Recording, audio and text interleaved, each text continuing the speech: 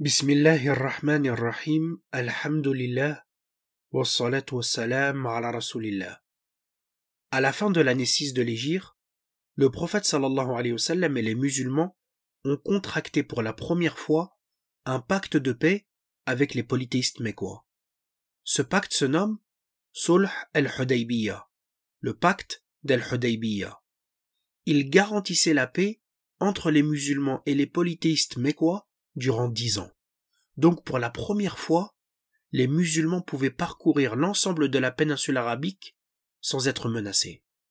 La première décision qu'a pris le prophète sallallahu alayhi wa sallam à la suite de ce pacte, c'est de profiter de la paix pour présenter et transmettre le message de l'islam.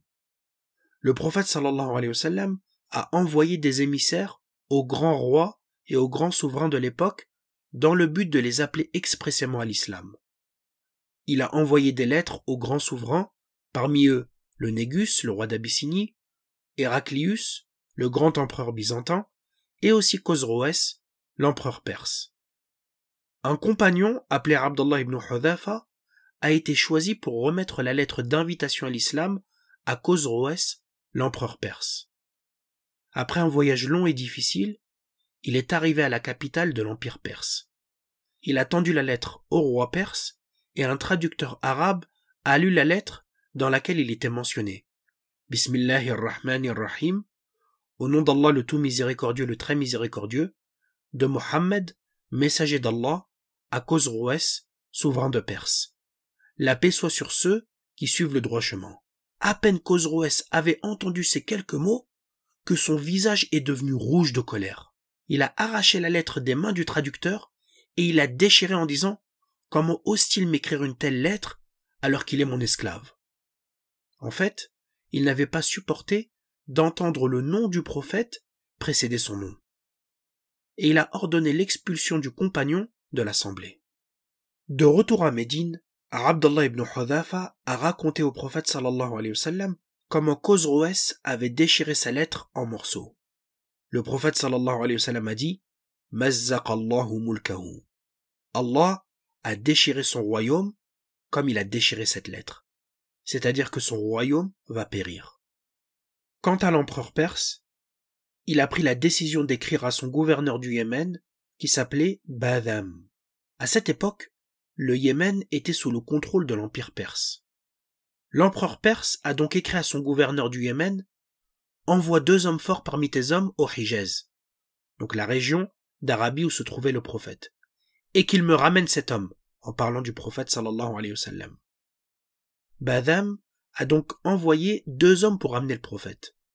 Ils sont donc partis jusqu'à ce qu'ils arrivent à la ville de Taïf. Les 2 hommes ont interrogé un homme de Quraysh au sujet du prophète. Cet homme-là de Quraysh les a informés qu'il se trouvait à Médine. À ce moment, les habitants de Taïf et les Quraysh se sont réjouis de l'arrivée de ces 2 hommes en disant: réjouissez-vous, car Khosroès, le roi des Perses, va s'occuper de lui. Les 2 hommes de Badam sont arrivés à Médine auprès du prophète sallallahu alayhi wa sallam.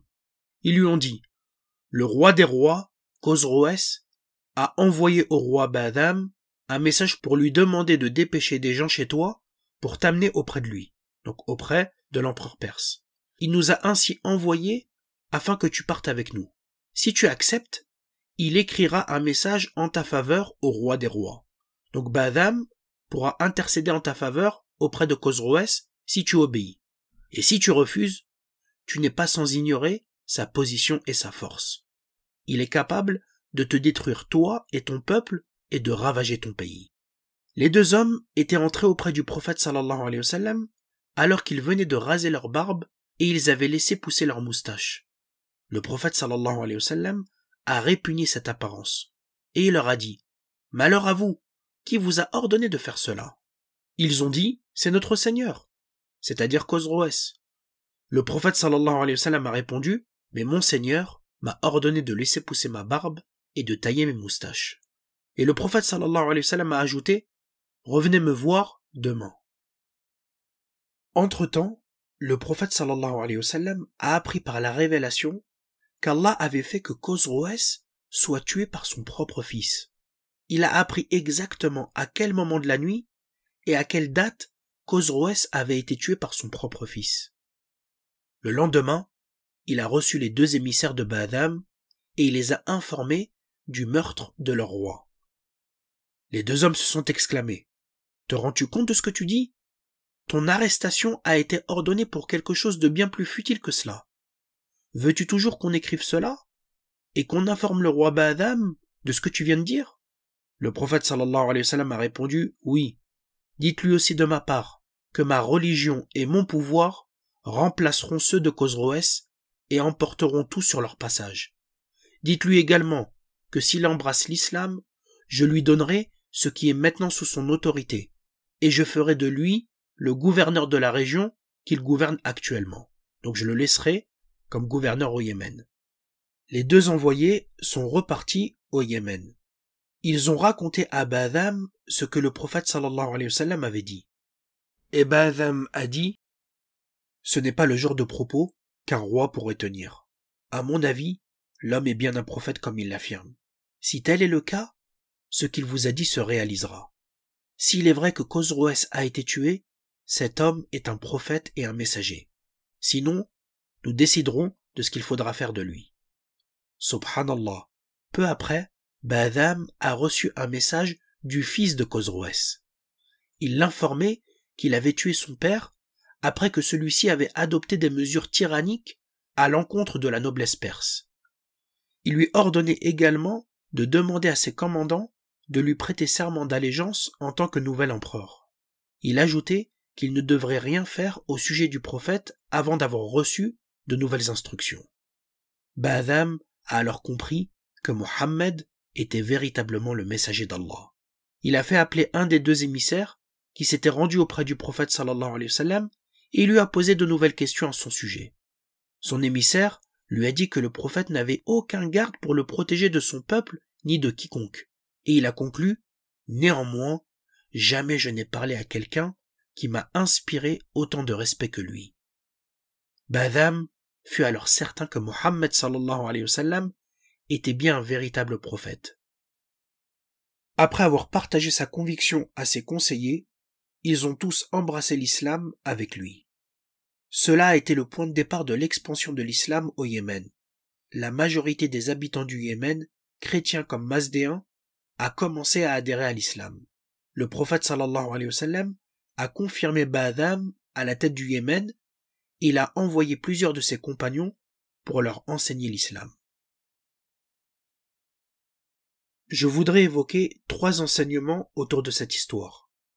Le premier enseignement, c'est la véracité de la prophétie du messager d'Allah sallallahu alayhi wa sallam, qui a annoncé la mort de Khosroès et la fin de l'empire perse.